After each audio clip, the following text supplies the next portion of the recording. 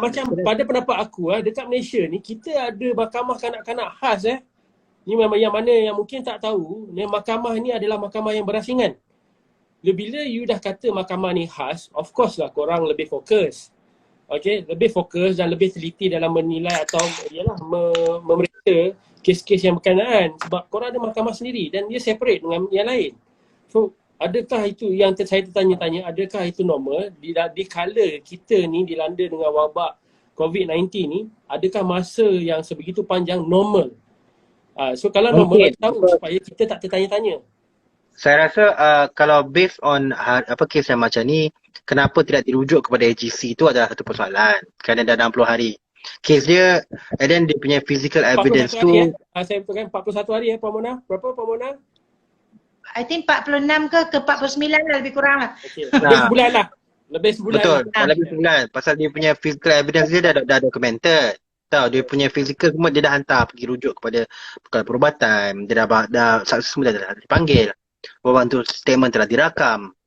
Jadi what are you waiting for untuk dirujuk kepada pendakwa raya, kepada AGC? Persoalannya, tengah tunggu apa lagi? Tahu. Kerana untuk pendakwaan di bawah section itu dah cukup. Dia dah cukup lah untuk dia bawa kepada pendakwaan kerana memang dah jelas. Tahu. Benda tu dia kecederaan tu adalah berlaku, tak boleh kata tak berlaku. Tahu. Kalau nak cari pelaku, siapa yang dera? That is not the question now. Siapa yang dera tu bukan persoalan. Persoalan dia adalah dia cedera. Dia cedera dan ada pengabaian. Diabaikan untuk dibawa kepada penjagaan dia. Jadi pasal isu dia keselamatan. Jadi selain daripada PDRM dan juga AGC, saya rasa saya pun terpanggil-panggil juga. Kita ada Child Commissioner baru dilantik. Setakat ini Child Commissioner pun tak ada cakap apa-apa. Bawaslu Hakam, kita ada Child Commissioner. Malaysia ada Child Commissioner. Tapi Child Commissioner tak cakap apa-apa. Padahal mandate dia adalah untuk pencegahan kanak-kanak. Setakat ini Child Commissioner tak cakap apa-apa. Saya pun tunggu lagi Child Commissioner untuk membuat statement. Setakat ini tidak ada. Pasal hari tu masih dia jadi Child Commissioner, semua orang compliment. Saya pun, kita perlu Child Commissioner. Tapi tak ada. So far memang langsung tak ada statement lah satu pun daripada Child Commissioner mengenai isu ni.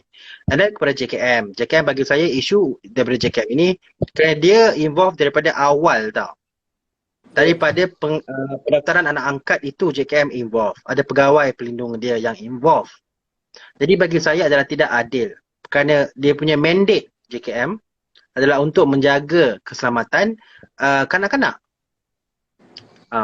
Jadi sebagai call to action lah, sebagai penonton dan sebagai public, apa yang kita boleh buat? Saya rasa itu yang orang banyak tanya lah. Jadi jangan takut untuk buat report polis. Jangan takut. Kalau you nampak jiran ke ataupun sebagainya tengok ada lebam-lebam kan, ada kecederaan yang tidak boleh explain, jangan takut kerana benda ni mengenai keselamatan kanak-kanak. Saya rasa perlu ditekankan. Jangan takut. Kerana jika kalau cakap takut nanti saya buat report salahkan, saya kena saman fitnah lah pula benda. Jangan takut. Kerana kalau you buat kalau you buat report polis dengan good faith, dengan niat untuk mengelakkan daripada kejadian jenayah, kamu tidak akan boleh kena defamation. Tidak boleh kena. Jadi ni important. Niat tu kena jelas lah bahawa niat bukan nak mendajalkan orang. Niat tu sebenarnya kita nak baik. Pasal ada lah kita tengok lebam. Kan? Lebam, selalu lebam, luka-luka sebagainya. Jangan takut. Jangan takut untuk buat report. Satu. Kerana kita kena sama-sama menjaga. Kemudian isu daripada public juga pasal bila nak hantar anak. Ni pasal satu lagi tu isu yang saya rasa perlu kita rungkaikan lah kalau sempat. Saya tak sempat kot lain kali lah kot. Mengenai nursery care ni. Tahu. Kerana sekarang ni JKM jelas mengatakan bahawa rumah ini tidak punya permit. Kalau berdasarkan akta, saya rasa Fatihah pun tahu, boleh rungkaikan lagi. Dia perlu, mana kata dalam proses. Ini yang saya cakap lah. Dalam proses untuk mendapatkan lesen. Belum dapat lagi, katanya lah. Tahu. Jadi persoalan saya kepada JKM yang saya rasa JKM harus jawab. Sebagai pegawai pelindung yang menjaga budak-budak ni, adakah kamu tidak tahu bahawa Bella diletakkan di rumah tersebut? dalam dia punya report tu dia tinggal mana? Ya, Persoalan yang pertama tu tinggal mana? ya betul. Jadi bila jadi macam tu, orang akan argue bahawa tidak cukup staff lah sebagainya whatever. Benda tu ialah you kena fight lah. Kan sebagai minister you kena fight for budget lah. Betul kata saya nak ajar pula macam nak fight untuk budget kan. Benda tu you kena fight lah. Katakanlah rakyat-rakyat semua nak ajar. Oh kita nak ajar, kita dah jadi menteri macam tu kan. Kita jadi ketua jawatan. Ya, sebab dia sangat pelik bila aku tengok macam bila isu ni yang kalau dia tak buat, kita pun tak tahu. Yang pergi lockdown bangunan itu adalah orang JKM sendiri. Dan yang mendedahkan yang tempat itu tidak berlesen adalah pegawai JKM juga. Faham tak? And then ini pegawai ni bukan pegawai level biasa. Adalah level pengarah. Dia pegawai yang berlevel tinggi datang dan you buat statement, you buat video, you panggil wartawan untuk datang. Tempat ni tidak berlesen dan kita seal sebab bila kita dapat perintah mahkamah yang tempat ni tidak berlesen. Itu yang menentangkan soalan yang macam tempat ni tak ada lesen. So of course kalau tak ada lesen you guys tak ikut prosedur. Dan dia akan berpatah balik macam mana you guys boleh dapat adik bela kalau you tak ada lesen. Dan kita tak cerita pasal dera ni. Ini before dera ni.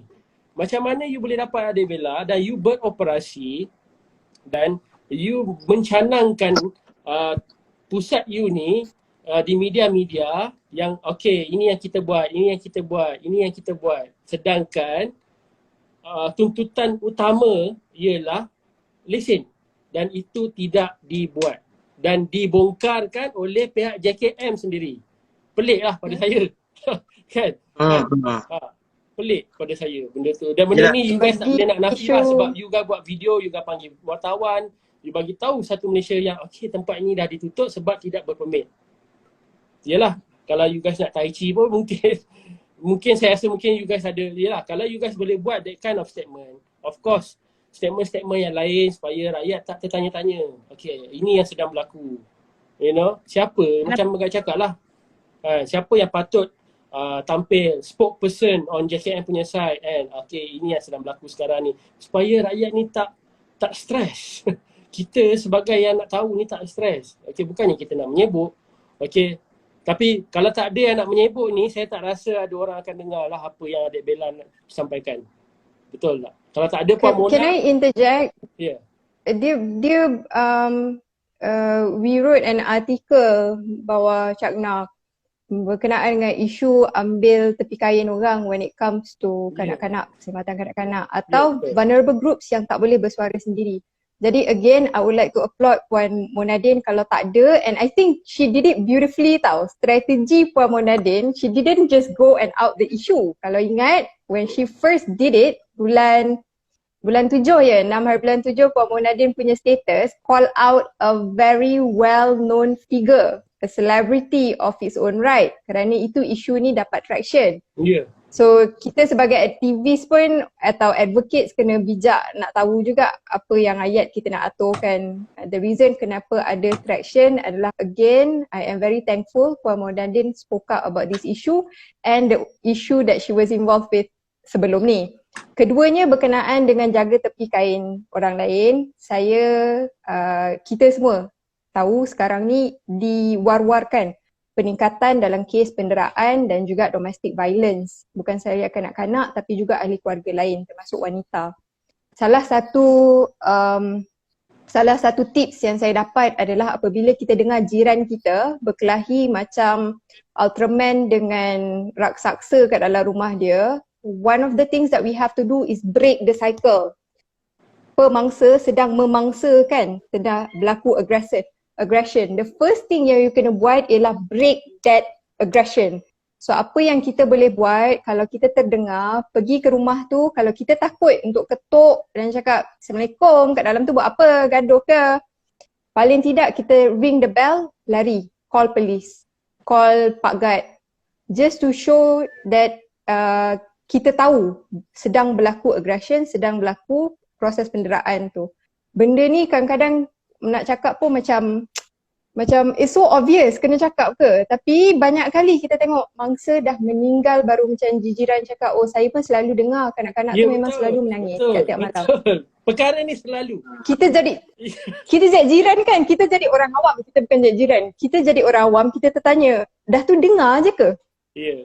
You dengar je ke, lepas tu you tak buat apa-apa? Ya, ya. You dengar lepas tu you buat apa? Ya. It's on us. Kita masyarakat sekeliling ni yang menjadi masalah bila kita tak melaporkan, bila kita tak campur tangan. And the price that we have to pay is hilang nyawa seorang kanak-kanak. Ya. Dan If we are okay with it, okay lah. pernah berlaku juga kes penderaan yang sampai hilang nyawa. Sangat tragis, sangat-sangat tragis, dan ya macam biasa ada orang pula come out dengan, oh saya tahu tapi menyesal tak buat report. So kita tak nak, benda ni kita tak nak berulang lah, kan? Betul kan? So yelah. Kita nak menyalahkan kerajaan daripada tadi yang kita cakap KPWKM, PDRM, AGC, JKM. Tapi kita sebagai masyarakat, we are also part of that system. We have to break that system. Macam saya agak busybody, jiran atas saya ni anak dia special needs. Saya tak tahu, bila pindah saya macam like, kenapa budak ni pukul 5 dah bising, kadang-kadang menangis. Rupanya it's a special need child.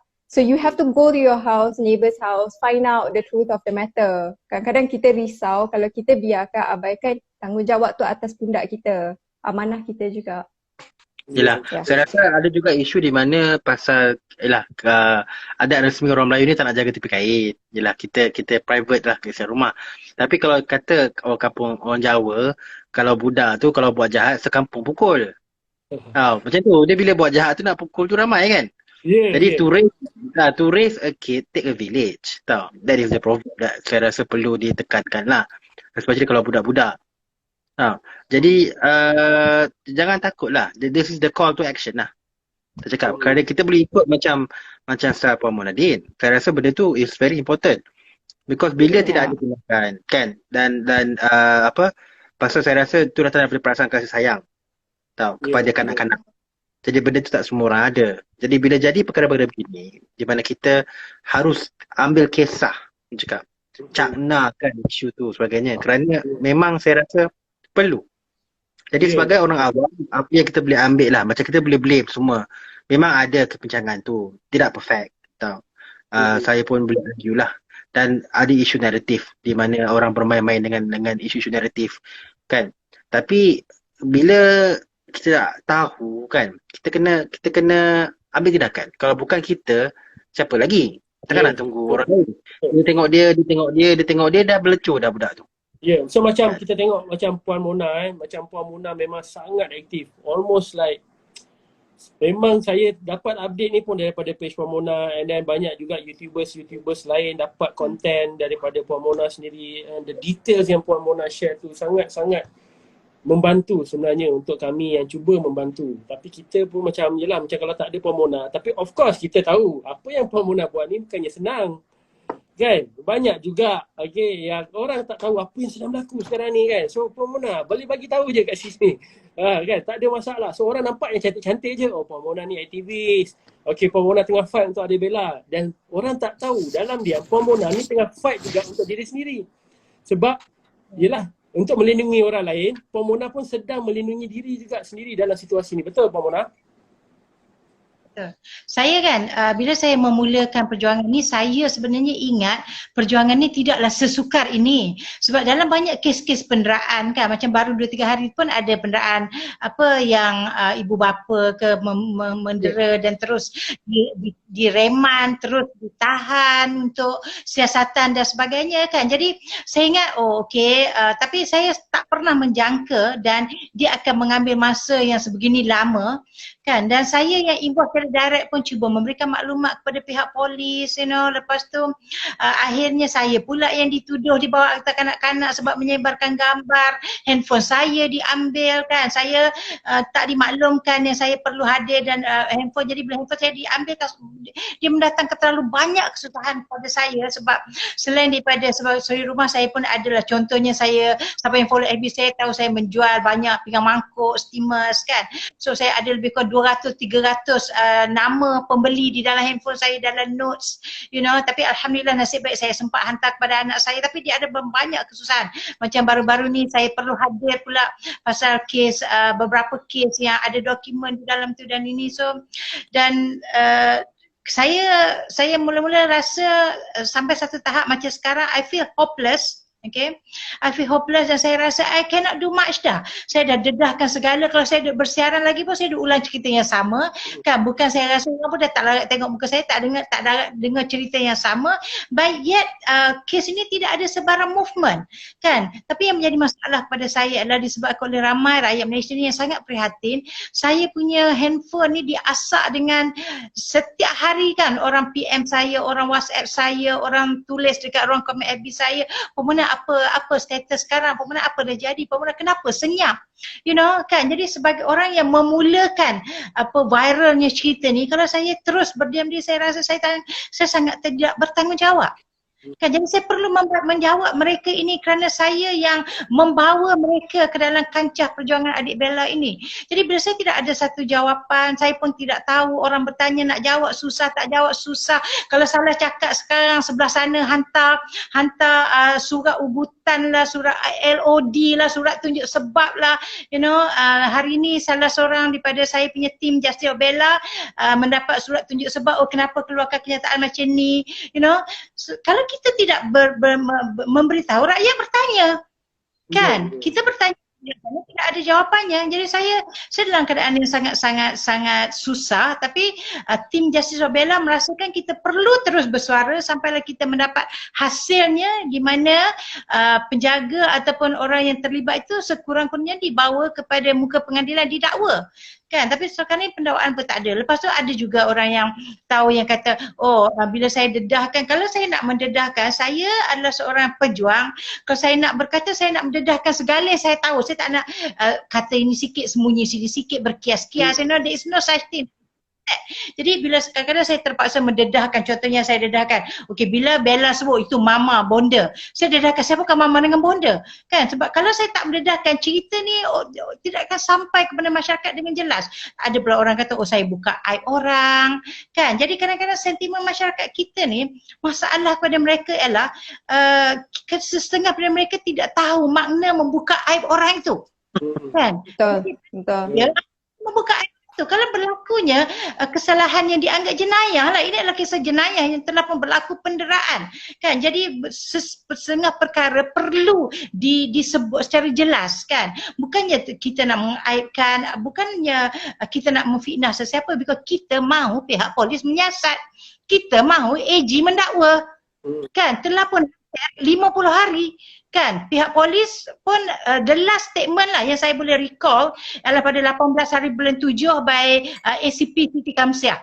yang mengatakan, kalau tak salah saya, dia kata ada kertas peduhan pertama telah pun dihantar kepada pihak peguam negara, sekarang ada kertas siasatan kedua. So kita pun nak tahu juga yang pertama itu apa, yang kedua itu apa, kan? Adakah kedua-duanya telah pun dihantar kepada pihak pendakwa raya, dan makluman saya dapat mengatakan siasatan dah complete, telah pun dihantar. So, soalan kita sekarang ni pula, AG duk tunggu apa?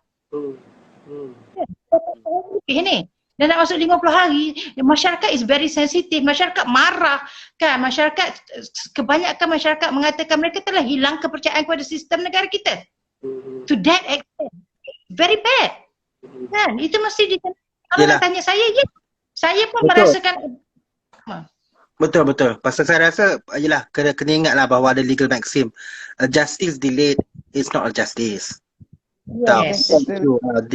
Benda tu saya rasa maxim lah, di mana it's not only justice to sin to be done, but you cannot delay justice. Jadi dari sebagai peguam, benda ni adalah maxim yang paling basic lah, tidak boleh melengah-lengahkan keadilan. Perkara basic lah kalau perkataan keadilan. Jadi isu melengahkan tu, kalau kita sebagai public, kita ada stake. Tidak salah kalau kita komen, kalau kita public comment mengatakan mengenai kenapa tidak lagi didakwa dan mengapa mengambil masa begitu lama, kerana kelewatan keadilan itu merupakan bukan keadilan. Jadi saya rasa benda tu perlu ni lah. Saya harap Puan Mona tidaklah apa orang cakap tawar hati kan, kerana kalau bukan kerana Puan Mona saya rasa tak jadi kes Bella ni, tak naik benda ni. Tahu saya pun tak tahu because tak ada program ni kalau tak ada hashtag justice for Bella tu. Kerana macam tadi Puan Tengah tu salah. Dulu pasal kena Puan Mona steady, kami doakan yang terbaik, ada juga yang wish kat ni. betul. Kita faham Kerana memang macam bukan senang Puan betul. Mona Kerana pasal kalau Puan Mona tak dedahkan macam tadi Puan Fatihah cakap. Kita orang dah lihat dah. Memang ada, kita orang lalui lah. Pasal kita harus pilih kita punya fight kan, kita punya apa yang kita juangkan. Jadi macam itulah kita dah tengok macam mungkin ada masalah, tapi yelah kerana kita orang ni tak ada keluarga, tak ada anak kecil. Jadi mungkin kita orang pun tak terpanggil lah nak lebih mendalami. Jadi bila perkara ini kita orang mendalami, nampak ada jelas kepincangan tu. Jadi kepincangan itu yang harus kita bahaskan menjadi perbincangan. Kerana perbincangan ini lebih serius kerana yelah perbincangan civil ni important. Kalau tak boleh bincang secara civil, tidak boleh bertelaga secara civil, takkan kita nak riot. Tahu kita negara yang berulang. Jadi bagi saya adalah satu, it's not the right thing lah untuk you tiba-tiba mendakwa whistleblower. Kan? Tiba-tiba orang yang tiba you tangkap, you dakwa, susahkan dia kerja dia. Kan? Then what is the alternative? Kan? Civil disobedient. Kan? Apa lagi alternatif kita? Kalau you tak boleh allow kan untuk rakyat menyuarakan pendapat. Jadi jangan heavy-handed lah. This one is I need to say kepada pihak pendakwaan. Jangan heavy-handed. Jangan heavy-handed untuk membawa tindakan terhadap whistleblower. Jadi benda ni important lah. Because kalau tak, nanti apa yang kita punya, you don't want the public to go tempat lain. Tahu? Let there be civil discourse. Biar ada civil discourse. Biar ada pejuang-pejuang NGO yang cuba mengutarakan perjuangan menggunakan media sosial dan sebagainya. Biarkan ada. Because you don't want the alternative. Belum lagi hartal, mogok sebagainya. Jadi perkara itu harus you consider lah. And then bagi saya pun perbincangan ni harus macam, saya faham kalau JKM nak argue bahawa dia kurang bajet sebagainya, whatever. Betul. Bagi tahulah, you fight lah benda ni. Jadikan be transparent. Tahu, kalau tak transparent, benda ni akan jadi masalah. Kerana macam tiba-tiba you cuci tangan. Macam you were there from the first instant tau. JKM was there daripada proses pengambilan anak angkat tu dah ada. Dia yang syorkan. Jadi tak boleh you cuci tangan suddenly. Cuci tangan kata tak ada rumah tak lesen, tak ada kena dengan kita orang. Dia pun bukan kena dera dekat rumah dia. Itu je lah. Dia, I think I'm echoing what Gad has said lah. Among other things, again, Puan Mona dia scandalous because the issues that she carries are scandalous. Kalau before this dengan Dr. Mazhar sendiri pun head on collision. Then now the issue against the other side.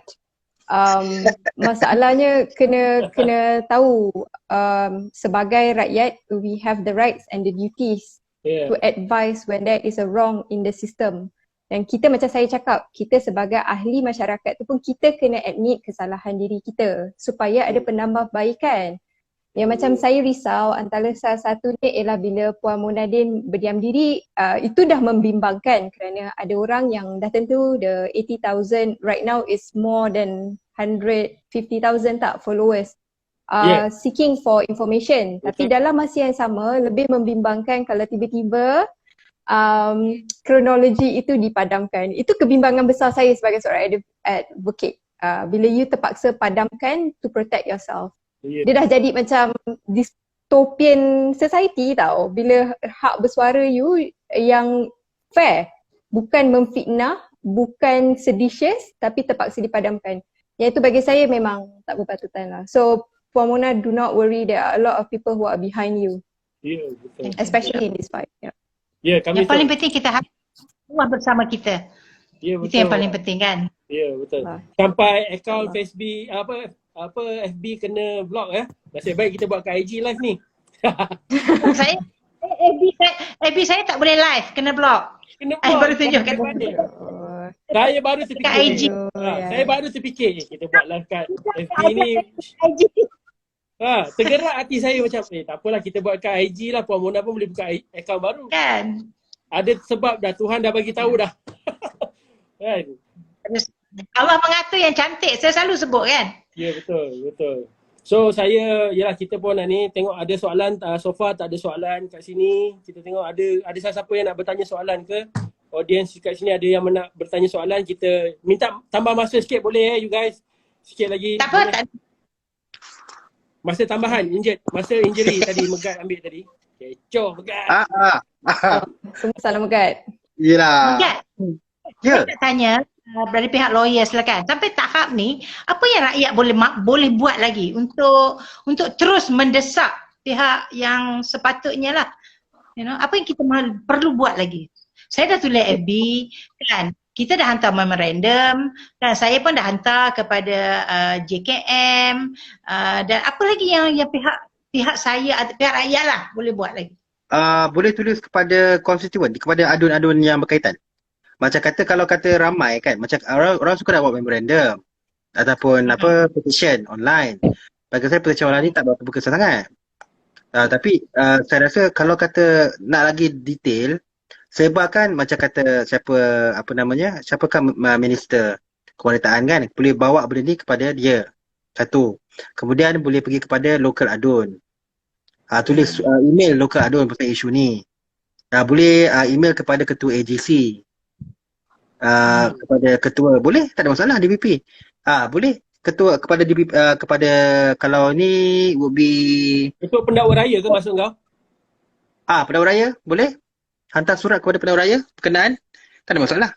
Boleh email kalau kata ramai kan, macam kata signature ramai, pasal dia public office tau.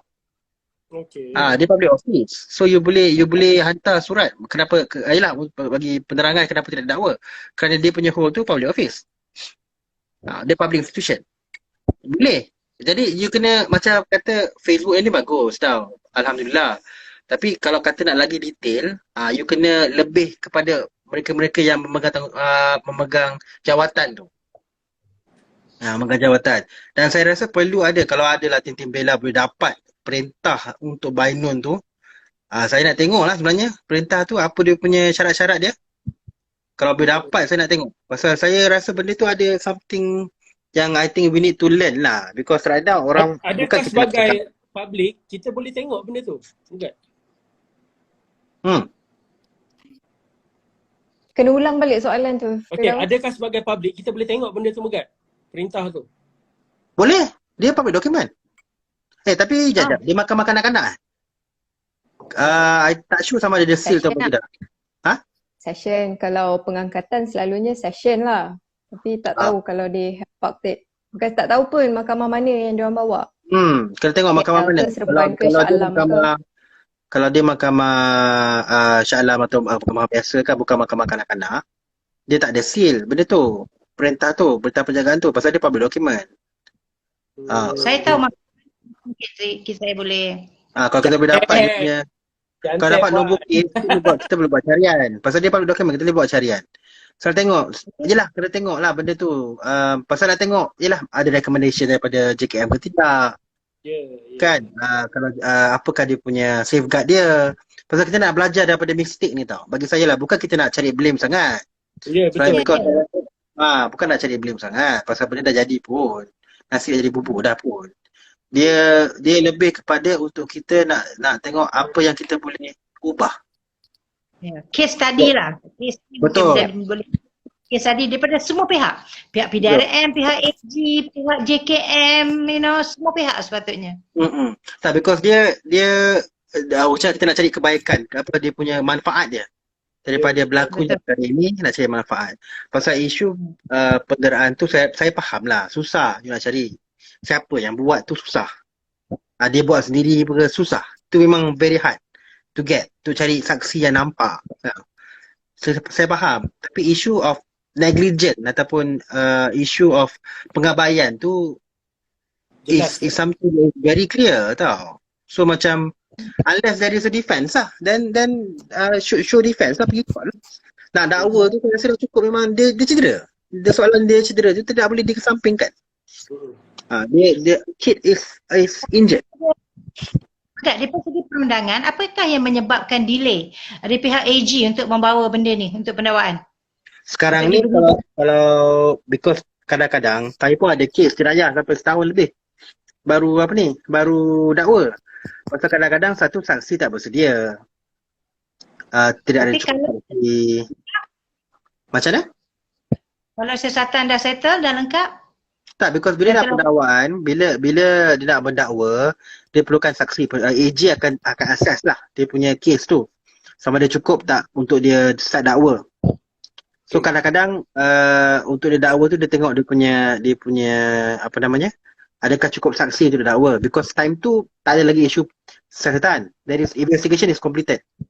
Okay. Yeah, correct. And then dia akan ada recommendation daripada polis untuk dakwa tu. Ayu akan bagi recommendation. Okay, untuk dakwa ataupun tidak dakwa. Kemudian AG akan decide sama ada untuk dakwa ataupun tidak dakwa. Itu memang hak. Ini memang hak AG Jadi AG mempunyai hak mutlak. Jadi tak boleh nak cakap bahawa bukan dia punya bidang kuasa. Memang bidang kuasa AG. That's why boleh untuk you bertanya. Pasal AG mempunyai kuasa akhir mutlak untuk dia dakwa ataupun tidak dakwa. Boleh tanya Puan. Dalam kes Bella macam mana kita nak tahu siapa AG dia? Tak, dia dia ada satu, dia ada AG dengan apa DPP kan, Pendahulu Raya dan juga di Balai Pendahulu Raya. So kalau kes ni dia dekat mahkamah mana? Dia dekat balai mana? Wangsa Puan kena hari tu kena panggil kat mana Puan? Dan Wisma Chase lah. Dia dekat KL lah. Kalau apa ni? Kalau dia punya benda ni dekat Jalan Hang Tuah. Kuala Lumpur lah ya. Ya. Dan kalau Kuala Lumpur dia punya SGC lah dekat Pendahulu Raya bahagian KL lah. Bahagian Kuala Lumpur dia punya pejabat dekat Wisma Chase. Kat Wisma Chase. Jadi boleh lah kalau nak email cari dia punya ni. Cuma sekarang ni isu dia pasal bila tak boleh cakap pasal apa ni PKP, pasal kes jenayah jalan, mahkamah jenayah semua jalan. Penguam sampai memang menghadapi risiko ni untuk jalan. Takkan sorry Megat mencelah, ada soalan. Hai Megat, berapa lama proses ni actually? 1 year. So ini tadi proses apa? Proses untuk? Saya rasa mendakwa ni lah kot rasanya. Dia tengok dia akan tengok dia punya complexity of the case. Complexity of the case yang macam mana lah. Tapi kalau dia kata investigation dah completed. Because sometimes bila example kalau kes dadah, you tunggu urine kan, lambat. Walaupun dah complete bahagian polis, mungkin dia akan rujuk kepada jabatan lain. Macam kata polis dah investigate, dia akan hantar jabatan kimia. So jabatan kimia lambat untuk dia dakwa. Jadi kita tunggu jabatan kimia untuk ni. Jadi persoalannya, kalau adakah perlu jabatan pendahulu lain? Kalau kes macam ni saya rasa mungkin perlu assess Bella punya mental acuity. Dia akan hantar balik kepada pegawai sosial. Faham tak? Kerana kalau kes macam ni saya rasa mungkinlah dia boleh argue. Polis dah habis investigate. Kemudian dia mungkin akan hantar Bella selain daripada medical dia, juga dia punya mental acuity. Sama ada dia boleh tak bagi keterangan. Siapa yang akan memberi keputusan sama ada boleh bagi keterangan atau tidak adalah selalunya lah daripada pegawai daripada JKM lah. Okay. Alright. Dia akan assess sama ada boleh tak keterangan ni dia boleh pakai. Jadi mungkin kat situ ada isu lah. Tapi tidak ada salahnya untuk AGC menerangkan pasal this already become case yang quite scandal. Tahu. Jadi justice have to be seen to be done. Betul. Jadi kena ni lah, kena tunjuk jugalah. Jadi saya rasa tak ada masalah kalau Justice for Bella nak tanya kepada AGC. Mantap. Thank you Megat. Thank you. Okay. Sebelum kita pergi round table ni, ada apa-apa nak tambah ke Teha atau Puan Mona? Okay lah. Untuk pesanan terakhir lah. Kita start dengan ada petition untuk Bella, Justice for Bella. So saya berharap kita perlu lebih ramai orang untuk berkongsi dan sign that petition kan. Sebab itu menunjukkan bagaimana prihatin kita lah untuk adik Bella kan. So dia bukan untuk saya, bukan untuk tim Justice for Bella, but this is actually for adik Bella. Sokongan semua sangatlah kita perlukan. Kalau bukan semua orang ada kesempatan untuk ke depan macam saya, ataupun bukan semua orang memilih untuk berjuang macam saya, tapi apa yang ramai boleh buat ialah sokong melalui sign and share the petition dan tolong doakan. Itu saja yang saya minta. Terima kasih Puan. Megat, last.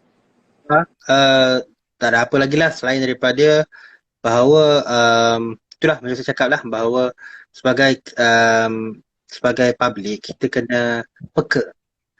Satu, educate yourself lah. Satunya kena menambahkan ilmu. Kerana tak ada ilmu tak boleh nak cakap apa. Dia kena tambahkan ilmu mengenai kita punya sistem dan sebagainya. Dan prihatin lah. Dan bagi pihak-pihak yang berkaitan, itulah macam saya cakap, tak boleh lengah-lengahkan keadilan, kerana keadilan yang dilengahkan adalah bukan keadilan. Dan keadilan juga must be seen to be done. Tahu.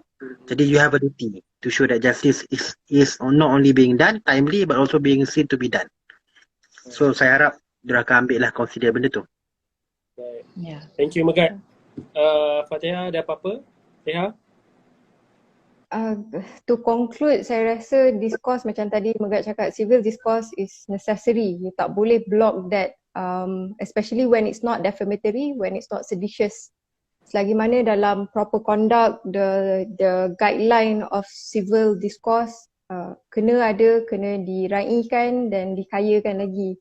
Advocates kena diberi ruang untuk menyuarakan benda-benda macam ni, dan macam Puan Modadin cakap tu, rakyat jelata sendiri, ahli masyarakat ni, you got to own up to our responsibilities.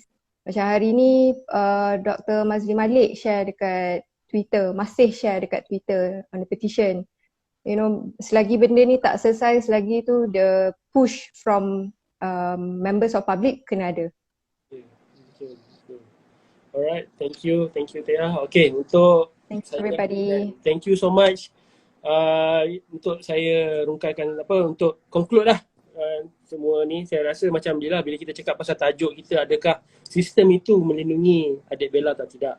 Okey, bukanlah saya nak menuduh sama ada sistem itu tidak melindungi. So jelas daripada kita punya perbincangan tadi, Teha, Megat dan Puan Mona, sistem tu ada untuk melindungi sebenarnya. And secara tak langsung kita, masyarakat kat Malaysia ni adalah part of the system.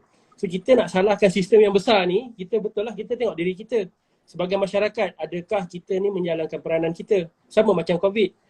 Kita ada sistem kita, kalau kita sebagai rakyat jelata kita tak ikut prosedur ni, kita tak ikut SOP ni, sistem ni pun akan runtuh lah. So siapa sebenarnya manpower dalam sistem ni?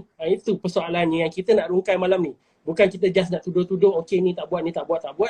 Tapi the whole system, the bird eye view tu, kita nak tengok kita punya peranan untuk kita reflect diri kita sendiri dalam gambar tu, dalam gambar cerita adik Bella ni, kita ni dekat mana.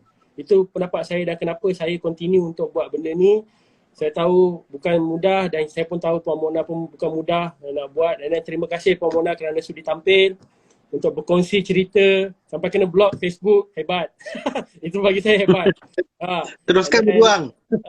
Terima kasih juga dekat Bro Megat dengan Sis Teha kerana sudi tampil untuk berkongsi supaya orang lebih jelas apa sebenarnya. Sebab orang takut sistem tu, takut sistem ni makan diri sendiri, padahal ianya dicipta dan direka untuk melindungi. So kita kena tahu supaya kita tak berputus asa. Ya, hai.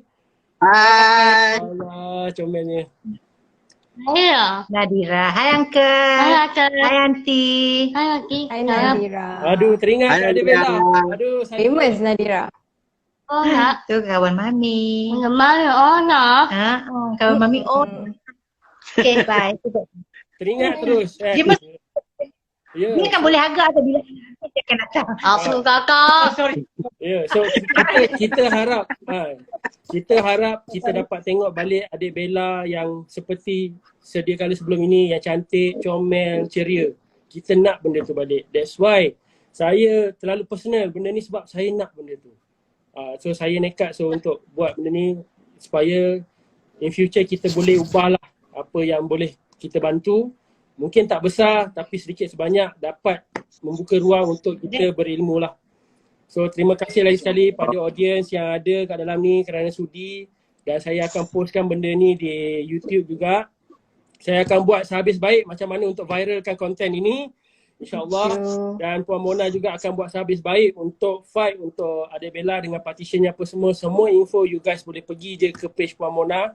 So macam-macam lah orang akan buat dekat page Puan Mona tu. So harap Tuhan melindungi Puan lah dan diberi kekuatan. Okay. InsyaAllah. Sekali lagi terima kasih. Dan harap kita boleh jumpa lagi dalam sesi cuba cer. So kita jumpa lagi. Assalamualaikum. Waalaikumsalam.